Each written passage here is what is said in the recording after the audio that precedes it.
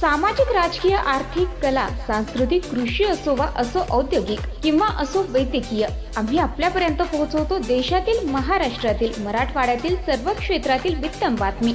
लोकविकास news, खबर महाराष्ट्राची, लोकविकासाची. आजच आमच्या चॅनलला सबस्क्राईब करा. पंतप्रधान नरेंद्र मोदी यांनी महाराष्ट्राच्या महायुती सरकारच्या विनंतीला मान देत बासमती तांदळाच्या निर्यातीसाठी लावलेली किमान निर्यात किंमत पूर्णपणे मागे घेतली असून बारामती धान पिकवणाऱ्या शेतकऱ्यांना यांचा मोठा फायदा होणार आहे. केंद्र शासनाने सोयाबीन तसेच कांदा उत्पादक शेतकरी यांच्या संदर्भात मोठे ऐतिहासिक निर्णय घेतले तर आहेच, परंतु आता त्यासोबत बासमती तांदळाची निर्यात करणाऱ्या शेतकऱ्यांसाठी फायदेशीर असा महत्त्वाचा निर्णय घेतलेला आहे.